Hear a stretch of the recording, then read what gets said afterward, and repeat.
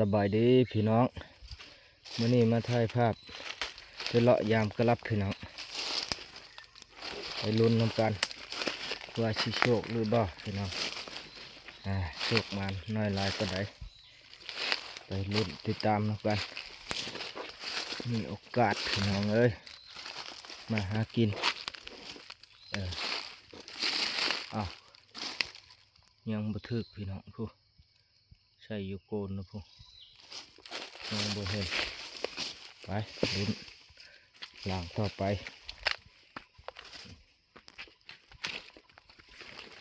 นี่หากินตามธรรมชาติพี่น้อง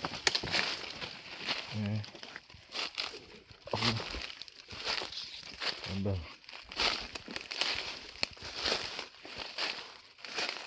เมื่อวานนี้ได้อยู่พี่น้องเมื่อวานนี้ได้หลายตัวอยู่มือไหวพี่น้องเดี๋ยวลุ้นมานี่จะเป็นเจ้าใด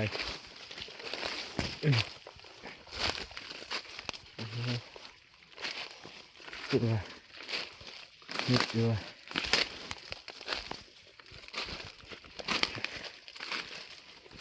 หกพี่น้องเอ้ยใส่อยู่คอนนะพี่น้อง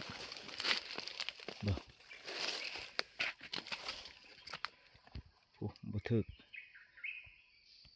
ยังบ่ถึกอยู่ไปลุ้นไปอีกเบิ่ง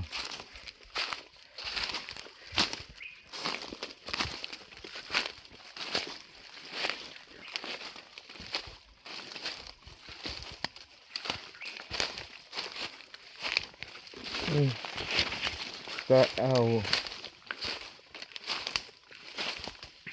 เสาพด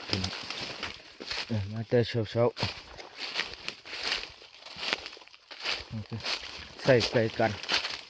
นี่ก็ได้ไก่นะไก่ใส่ไป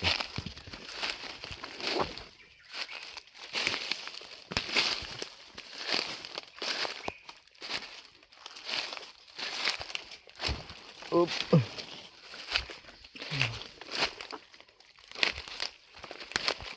มันลงกระลับถึง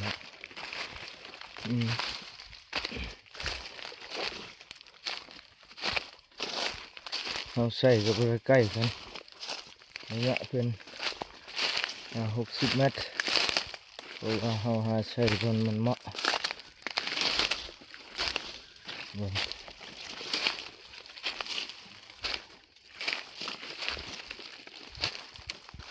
ผ่านไป3 หลังแล้ว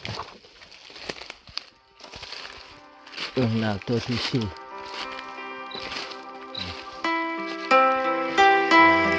เพียงครับว่าสิเป็นอะไรโอ้เป็นยังโบราณเลย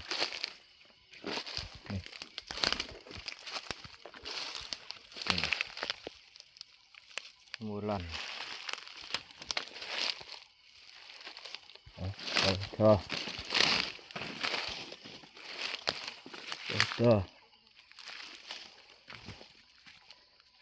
นี่นี่ก็ใช่ปะโอ้โบราณ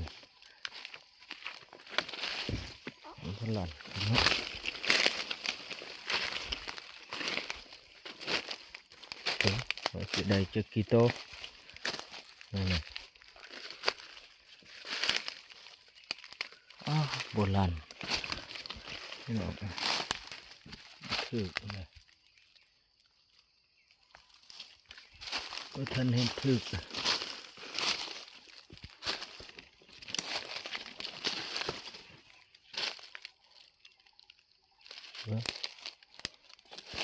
ต่อ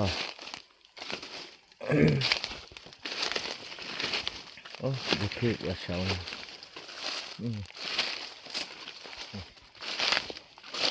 จะโบราณ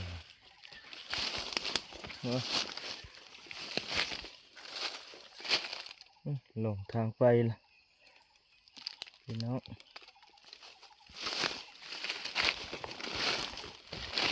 ยันบุจื้อครับ เป็นอะไรนี่เนาะ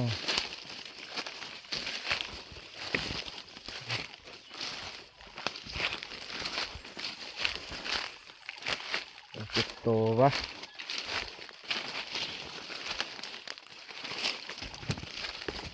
เห็นละโอ้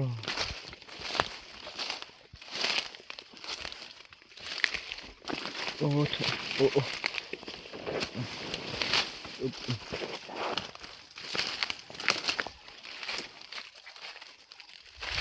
อึกจะบลายใช่ไหมก็รับไปประมาณ10 ปลายลาขาดคือโบราณเนอะโอ้แล้วเด้อมันนี่เด้อฮะบ่ได้กินดอกมันนี่โอ้ล้างนะคือว่าบ่มีหยังเลย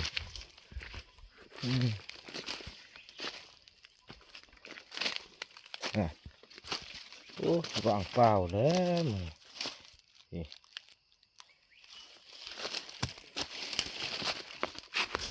เงินสิถึกของถึกก็หอกโต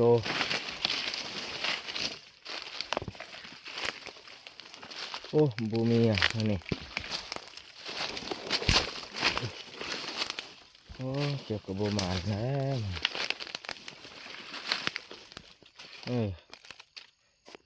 ยังบูมานแล้วเด้อ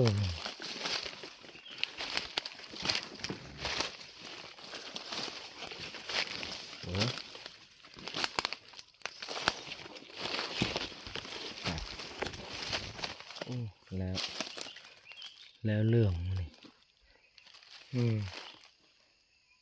คือว่าบุโชคว่ามันคือเมื่อวานนี้ได้ลายอยู่แล้วนะ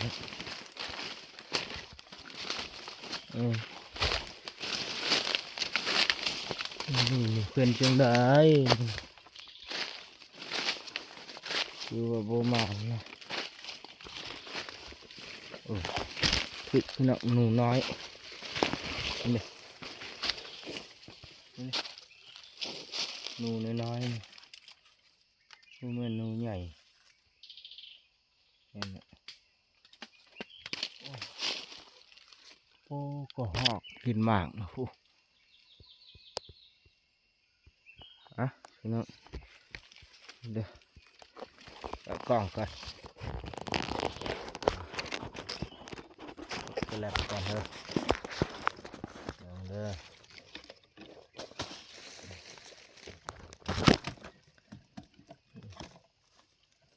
ได้หนูน้อยโอ้หมดตอม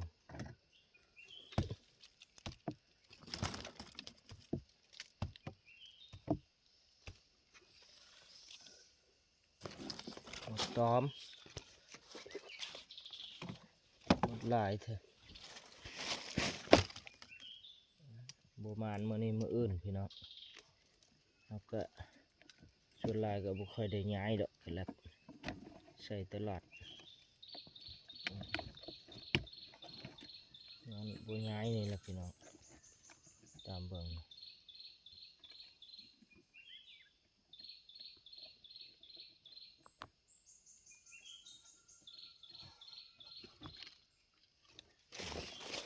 ไปต่อบาทนี่ไปต่อไปชิเป็นช่วงใดหมดหลายขนาด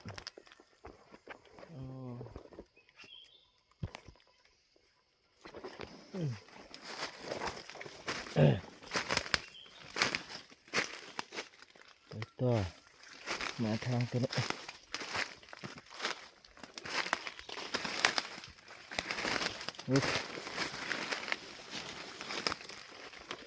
คือลั่นนะโอ้โบราณหา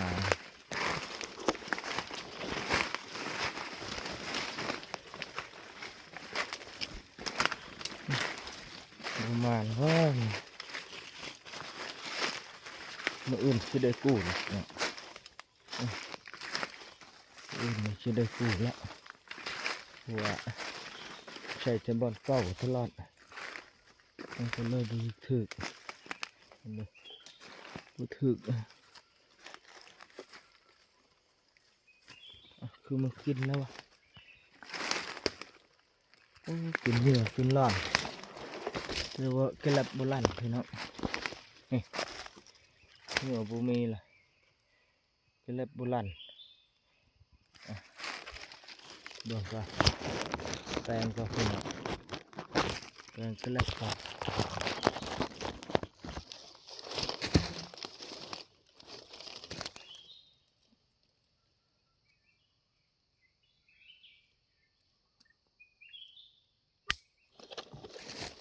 ก็โบราณ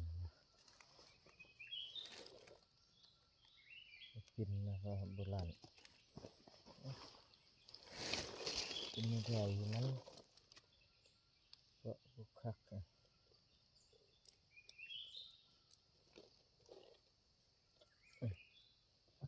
เมื่อวานนี่ถึกเด้อพี่น้องตัวนี้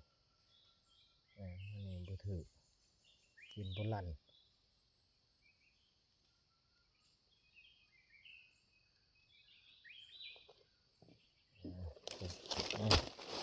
เอาไปก่อนเป็ดโอ้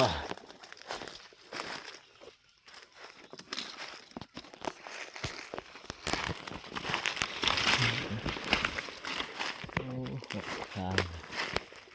แบบยังสามหลาสามยังสอง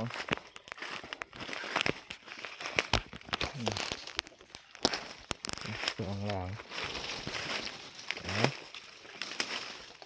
เบิ่ง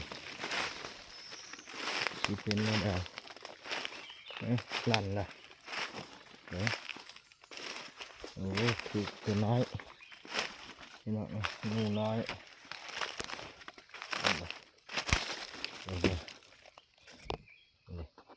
ถือตัวน้อยพี่น้องบูมีนูวายเมื่อวานนี่นูวายได้ลายพี่น้องหลังสุดท้ายได้โชคโตเท่านั้นมันเห็นบ่เนี่ยโอ้ใส่ยืนไม้มันไต่คอนนี่พี่น้องเตอว่าบุถึกมันนี่ประมาณนี้พี่น้องคลิปนี้